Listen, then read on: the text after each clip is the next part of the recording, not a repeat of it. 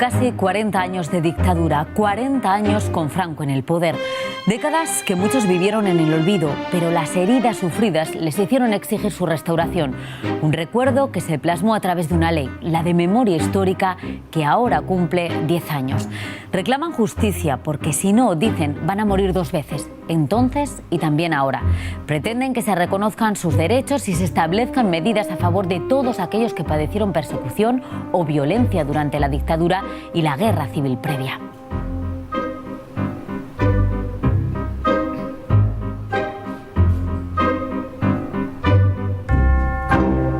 Para ello, estos días en Zaragoza, una asociación nos lo recuerda con cine, literatura y música. Fomentan así, afirman, la justicia, la memoria y la reparación.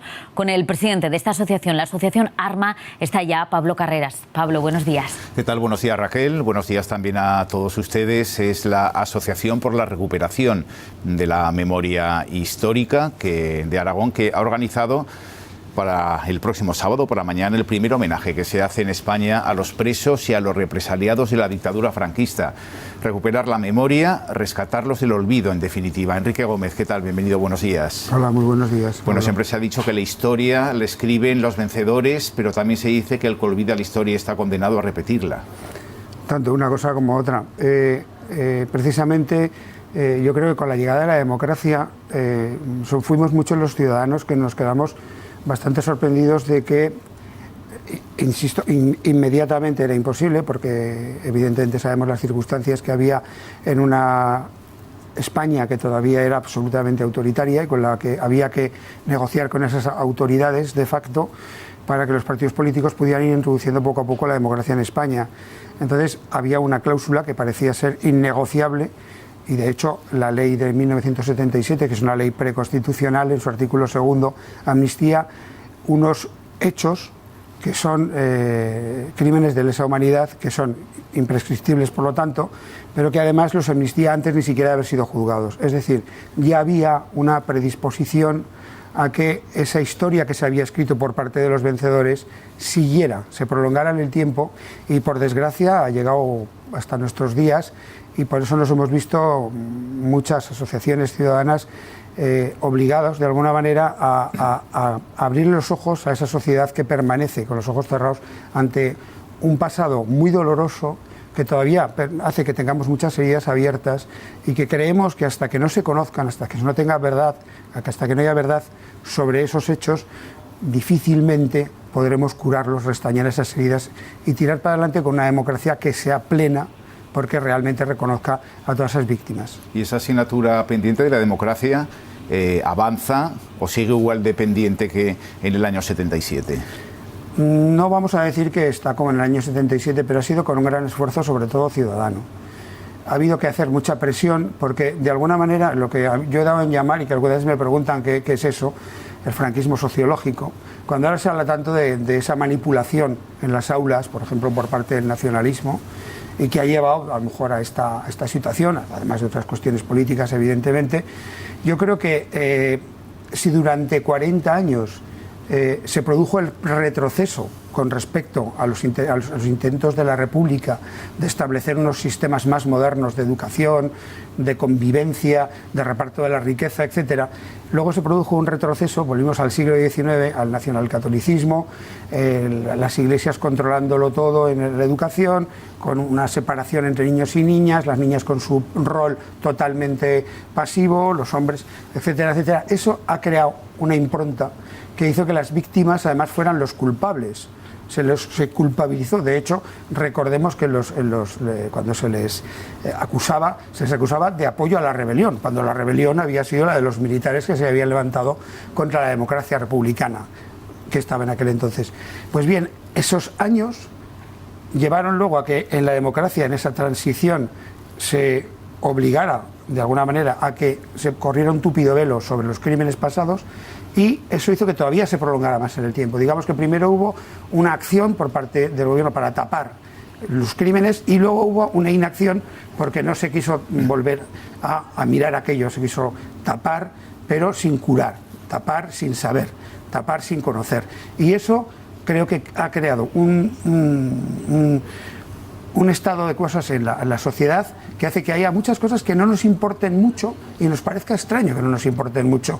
Porque si no nos importa que 140.000 aproximadamente ciudadanos permanezcan en las cunetas de toda España, simplemente porque que fueron asesinados simplemente porque tenían unas ideas diferentes, ¿qué puede importarnos? Que haya un poco más o menos de corrupción u otro tipo de cosas. Creo que nos han programado mucho y hay que desprogramarnos. 140.000 personas en las cunetas, en las fosas, y Aragón además es la comunidad autónoma donde más número de fosas hay. Se considera que alrededor de las 600. Sí, entre las 580 aproximadamente. Pero esto es, lógicamente, os podéis imaginar que todas estas cifras son siempre unas cifras que se suelen quedar cortas, porque siempre hablamos de las que se conocen. Hay muchísimas cunetas que son de un tiro en la cabeza y ahí te quedas, y de esas no tenemos ni siquiera noticia. Aragón, como se sabe por la historia, quedó partida prácticamente en dos. La parte republicana tocando a la zona de Cataluña un poquito más pequeña que la parte, digamos, que quedó en manos de los franquistas.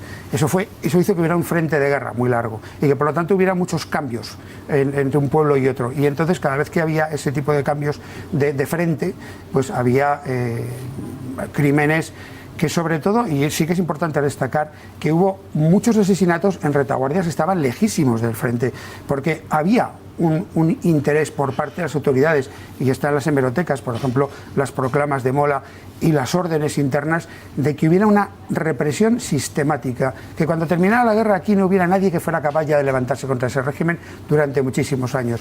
Entre la gente que fue asesinada y la gente que se fue al exilio, realmente esto quedó convertido en un corralito para los franquistas, que manejaron todo a sus anchas, y evidentemente los datos exactos de cuántas fosas hay y de cuántos asesinados hay, puesto que se hizo siempre de una manera oculta y subrepticia para condenarlos a esa segunda muerte, que es el olvido, pues no los vamos a saber nunca con exactitud. Claro, hace 10 años se aprobó la Ley de Memoria Histórica, una ley nacional para restaurar, o al menos intentar restaurar, la memoria de los represaliados, no solo durante la guerra, sino también durante toda la posguerra y todos los 40 años, ¿no?, que estuvo la dictadura de Franco en este país. ¿Ha servido para algo? ¿Hasta dónde ha llegado? Porque una cosa es lo que está escrito, en caso de que estuviese escrito bien, y otra cosa es la aplicación de eso bien o mal escrito. Bueno, digamos que cuando un país como España, que tiene el privilegio bastante dudoso de ser el que más ha asesinado a sus propios ciudadanos, después de Camboya es el que más desaparecidos tiene, yo creo que es justo que se haga una ley para resarcir a esas víctimas, para que se conozca lo que sucedió de verdad y para resarcirlos en la medida de lo posible, porque es sano para la propia sociedad, no solo para las víctimas en sí. ¿Qué sucede? Que, bueno, esa ley fue una ley, vamos a decir, tímida, una ley que no satisfizo a nadie, fue una ley que intentó ser ecuánime, sin darse cuenta que durante 40 años en este país se habían ensalzado la figura de todos aquellos que se habían levantado contra la República, y sin embargo se había denostado, perseguido y asesinado. Hasta el año 75 Franco estuvo fusilando gente, es decir, no podemos olvidarnos de ese dato, que es importante. Y bueno, pues esa ley no satisfizo, digamos, a nadie, pero fue un primer paso, fue lo que podemos llamar una segunda transición. Esa primera transición, los socialistas no quisieron meterse demasiado en estos berenjenales, en este terreno, que lo consideraban resbaloso y que les podía quitar votos, y lo miraron desde un punto de vista, digamos, muy, muy inmediato, y no con una perspectiva histórica, que es lo que creemos nosotros que tenía que haber habido. Pero sí sirvió para que alguna gente, algunas conciencias se comenzaran a darse cuenta de que eso no se podía dejar pasar sin más, que había que hacer algo, y movilizó bastante a la sociedad. Poca utilidad más ha tenido, porque además el gobierno actual, que lleva ya mucho tiempo, la anuló completamente, diciendo aquellas cosas como que dice nuestro presidente, que ellos no han dado y se jactan de ni un duro para estas cosas de la memoria histórica, cuando a nosotros en sede parlamentaria, en Cortes de Aragón, se nos ha llegado a reconocer que, como eran cuestiones también de derechos humanos, ellos sí que iban a trabajar en ese terreno. Uno de los argumentos es que no conviene remover, ¿no? Que no hay por qué remover a los muertos. Eso es. Un argumento muy interesante es ese de que dice que es que en las guerras siempre pasan estas cosas. Bueno, lo primero que conviene recordar es que esto fue una guerra porque hubo un golpe de Estado que falló. hubo mucha gente que defendió la República más de lo que pensaban ellos, y eso se convirtió en una guerra civil. Una guerra civil que luego se fue convirtiendo en una guerra de exterminio, que se fue alargando en los tiempos, tanto por interés para el llamado entonces generalísimo, para sus propios intereses personales, como para dejar arrasado el país y que no hubiera ningún tipo de contestación. Entonces, nosotros consideramos que hoy ya es el momento de mirar las cosas de una vez a la cara y bueno, con esta ley que viene ahora, que tenemos entre manos ahora mismo. En la comunidad autónoma en Aragón, que es la que se llama Ley de Memoria Democrática y que en estos momentos está en tramitación parlamentaria y en periodo para presentar las enmiendas que los grupos políticos así lo consideren. Sí, ahora está en el periodo precisamente de enmiendas y nosotros consideramos que va a ser una herramienta muy útil. Es cierto, y eso lo sabemos todos, que con los vaivenes, según el cambio de signo que haya en el gobierno, pues posiblemente intentarán no aplicarla, pero lo que vamos a intentar por todos los medios, los grupos que estamos en esta lucha por la memoria histórica, es que si tenemos ese instrumento, forzar al gobierno a que, si en un momento determinado llega un gobierno de otro signo y quiere hacer lo mismo que el gobierno de Madrid con la ley de Zapatero, que es anularla, dejarla de lado, pues entonces nosotros vamos a estar ahí bregando para que la tiren para adelante, o si no, que se mojen y que digan que la quieren derogar, que la quieren quitar de en medio. Y entonces, bueno, estaremos hablando, estaremos en otro escenario y hablaremos otra cosa. Enseguida analizamos qué es lo que aporta como novedoso esta ley que está en tramitación en la comunidad autónoma, pero usted hace unos instantes hablaba de perspectiva histórica. Vamos a buscar un poco más de perspectiva histórica. Estamos hablando de este tema porque se celebra en Zaragoza durante estos días una muestra, la imagen de la memoria, y en ella ha participado uno de los investigadores que mejor conoce la historia contemporánea de este país, de España. Es el catedrático de Historia Moderna y Contemporánea, Julián Casanova, con el que en estos momentos se encuentra nuestro compañero Alejandro Aisa. Alejandro, buenos días. Buenos días. El de la memoria histórica es un asunto complejo de abordar, con muchos aspectos a tener en cuenta, un tema que parece estar siempre en la mesa de debate, que ha generado y sigue generando muchas polémicas, pero la memoria histórica es mucho más que placas de calles y plazas, y por eso mismo nos interesa conocer la opinión, la visión de Julián Casanova. Julián, buenos días. Hola, buenos días. ¿Qué entiende la historia por memoria histórica y qué papel juega en la sociedad? La memoria histórica añade a la historia las partes más recónditas que la historia oficial no puede encontrar. Ese es un elemento fundamental, testimonios y historias de vida. Pero hay otro punto también importante, es que la memoria histórica conecta el pasado con la historia, conecta el pasado y el presente, y entonces claramente el historiador necesita de alguna forma de esa memoria histórica. Una sociedad que no tiene recuerdos sobre los pasados traumáticos es una sociedad muerta. Los símbolos, el qué hacer con el Valle de los Caídos es una cuestión que sigue ahí. ¿Cómo hay que gestionar esos símbolos de la represión? Bueno, esta es una pregunta básica porque nadie lo ha sabido hacer durante 40 años de democracia. Esos símbolos, está clarísimo, tiene que haber un acuerdo básico, asesorado por historiadores, y un acuerdo político. Lo que no puede hacer los símbolos, convertirse en batalla política en el presente, que es lo que ha pasado bastante en España. En otros países lo que se ha hecho es coger todos esos símbolos, llevarlos a un museo y hacer de ese museo un lugar de memoria para educación de las generaciones más jóvenes. A mí me parece que eso es lo más apropiado. Dentro de 20 o 30 años no sabremos dónde estaba la calle tal, no sabremos dónde estaba la estatua, porque no se conserva nada. Quiero decir que en la memoria actúa para los historiadores como un registro, y entonces hay que respetar a la memoria y a los lugares de memoria como respetamos los documentos, los cuadros, las obras de arte o las grandes estatuas, ¿no? En su opinión, ¿qué futuro, por dónde camina el futuro de la memoria histórica aquí en España? Bueno, primero tiene que haber un acuerdo básico para sacar a los restos de las personas asesinadas de las cunetas, y eso tiene que estar al margen de la política. Y en segundo lugar, es normal que se discuta sobre el pasado traumático. Esto no es extraordinario, pasa en todos los países, pero creo que lo que tiene que haber es conocimiento. Si la política no pone conocimiento, no se fía de la gente que sabe, que científicamente investiga el pasado, entonces la política lo que hace es usar del pasado para adaptarlo al presente. Ese creo que es el gran reto, convertir el pasado en un punto de conocimiento y de educación. Muchas gracias, Julián. Como decíais, ya han pasado 10 años desde la aprobación de esa ley de memoria histórica, una norma con la que se quería evitar el olvido, hacer justicia con las víctimas y que la verdad del pasado fuera una lección para el presente y el futuro. Gracias, Alejandro. Gracias, Julián. 10 años efectivamente de una ley con perspectivas de tener otra de la comunidad autónoma. Recuerde que estamos hablando con Enrique Gómez, es el presidente de la Asociación por la Recuperación de la Memoria Histórica de Aragón, que ha trabajado, me imagino, asesorando y también dando su opinión y presentando lo que consideran que debería ser esa ley para la comunidad autónoma. ¿Qué es lo que recoge de novedoso o qué cuestiones tapa que no ofrecía la anterior ley?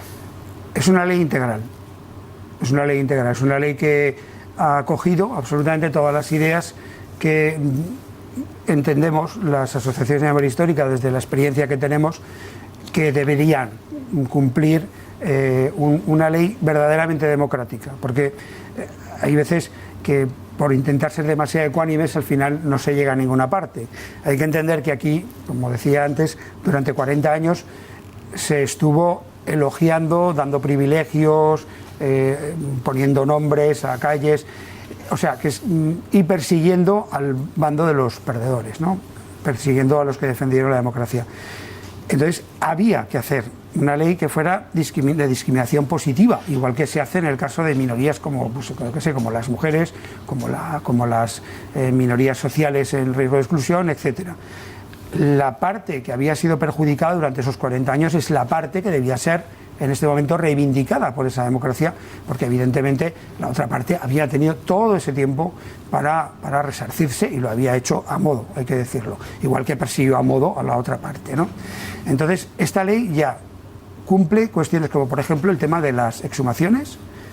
Sí que tienen que ser más claros en cuanto a la dotación de las mismas, desde luego, pero sí que las contempla. Hasta ahora, perdonen, casi tenían que mendigar, ¿no?, las ayudas para poder realizar esos trabajos de exhumación. Porque durante la época de Zapatero sí que es verdad que desde los ministerios de Madrid se contemplaba y se promocionaban ese tipo de exhumaciones que evidentemente cuestan un gran esfuerzo a las asociaciones memorialistas, pero que además tenemos la esperanza de que en el futuro sea la propia administración la que se encargue de estos temas, porque entendemos que es una responsabilidad civil de ellos, ¿no?, de las administraciones, y que tienen los medios para poder hacerlo. Por lo tanto, nuestra aspiración es que con el tiempo, igual que queríamos desaparecer porque hubieran asumido todos los partidos, toda la sociedad, que estas reivindicaciones de la memoria histórica son justas para toda la sociedad, y entonces que pudiéramos desaparecer porque ya no hacíamos falta.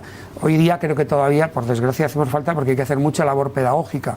La ley también contempla la labor pedagógica, la ley también contempla la creación de un banco de ADN, una cosa fundamental para poder hacer para los bebés robados, para los restos que se van encontrando. Es decir, que la ley es muy completa, tiene también una parte sancionadora, porque si no, hay muchos ayuntamientos que a lo mejor podrían tener el intentar seguir manteniendo esos símbolos franquistas y demás, que creo que ofenden la vista de cualquier luchador democrático. Y bueno, creo que es una ley que si conseguimos que siga, que vaya para adelante, es una ley valiente, interesante, integral y bastante potente.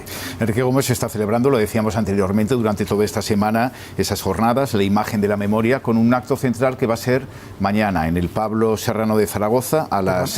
El domingo. El domingo, perdón. Sí. El domingo a las 12:30 en el Pablo Serrano, que además se va a convertir en el primer acto de homenaje, ¿no?, a los represaliados. Que yo sepa, al menos en Zaragoza. Es la primera vez que se va a hacer. Hay un compañero que hace tiempo que nos lo propuso, que por ese tipo de discrepancias que muchas veces hay y demás nunca se ha llevado adelante, y nosotros, aprovechando el marco de esta semana de la imagen de la memoria, que es una propuesta multidisciplinar de acercamiento a la problemática de la memoria histórica en todas sus facetas, consideramos que uno de los actos centrales, porque también evidentemente tenemos esta faceta reivindicativa, sería ese homenaje, que yo creo que es lo mínimo que podemos hacer, igual que con el Memorial de Torrero, que hemos sido también pioneros en tener el mejor memorial que hay en una ciudad de este tamaño en toda España, y que creo que está siendo útil tanto social como a nivel personal para las familias. El que recordemos esos 3.600 y pico asesinados, que son todos los que están, pero hay muchos más que no están ahí reflejados porque evidentemente se tapó. Bueno, pues ahora el hacer este homenaje también a nosotros nos parece fundamental, que esos luchadores que se la jugaron contra el franquismo, que no era precisamente un gobierno débil con los que se le enfrentaban, era un gobierno que torturaba, que encerraba, que represaliaba, que hacía que la gente tuviera que ir al exilio, pues que se les reconozca, que se les diga, bueno, aquí estamos los ciudadanos de hoy en día que disfrutamos de esta democracia y que sabemos que en gran medida es por la gente que habéis hecho ese esfuerzo. Creo que la ciudadanía les debe un homenaje y un recuerdo, y eso se va a hacer este domingo, como bien dices, en el Pablo Serrano. Pues recuerdo e incido, para no inducir error, el próximo domingo a las 12:30 en el Museo de Arte Contemporáneo Pablo Serrano de Zaragoza. Enrique Gómez, queríamos reflexionar sobre la memoria histórica, una cuestión, un tema que no es personal y familiar, sino que va más allá, es un asunto social y por lo tanto también político. Entendemos que así es. Gracias y buenos días.